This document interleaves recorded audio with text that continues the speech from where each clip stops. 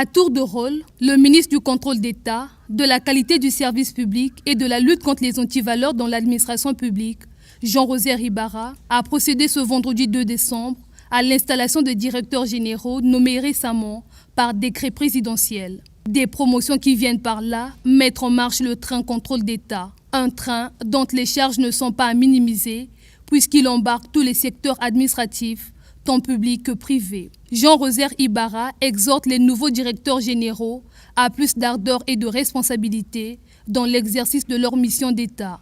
J'ai ainsi l'honneur ce jour de vous compter parmi nous, à mes côtés.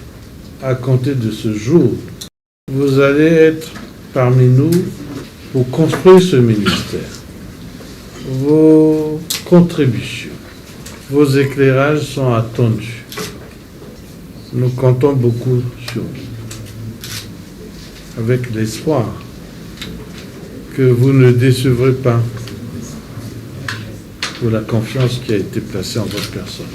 On attend beaucoup de vous est le message clé de Jean-Rosaire Ibarra. Une attente des résultats dont les nouveaux locataires des directions générales de contrôle d'État, de la qualité du service public et de la lutte contre les antivaleurs dans l'administration devraient coûte que coûte rendre effectif pour la bonne marche de l'administration qui souffre de plusieurs maux. Raïssa Cartel-Iloki, Georges Christambo et Ikia Laurent Okuya doivent donc par là apporter des stratégies strictes pour sa totale amélioration.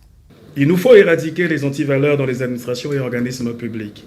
Ces antivaleurs, disait le chef de l'État, ont pour nom la corruption, la concussion, le détournement des fonds, la fraude, le vol, mais aussi l'ethnocentrisme, le népotisme, le favoritisme, le harcèlement, etc. Elles sont toutes à éradiquer de nos administrations et établissements publics.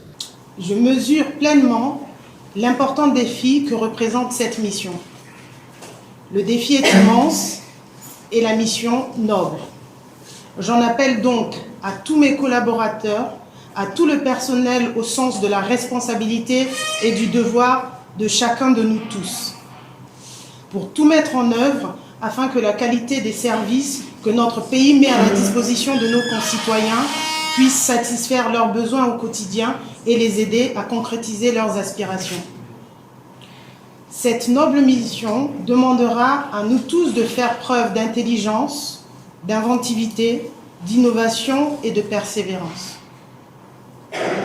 L'accomplissement de nos objectifs exigera de nous intégrité, probité, ainsi que le respect des textes de loi et des procédures administratives, procédures qu'il faille parfois dépoussiérer dans le cadre de notre mission. Notre boussole sera la recherche constante et sans relâche du résultat, c'est-à-dire l'amélioration de la performance du service public et donc de la relation de ce dernier avec nos concitoyens. Adepte des droits publics et privés, mais également diplômé en gestion administrative et financière, ces directions générales qui constituent le socle même de ce département ministériel du contrôle d'État sont considérées comme les gendarmes dont le rôle est d'éradiquer toute forme d'antivaleur dans l'administration congolaise.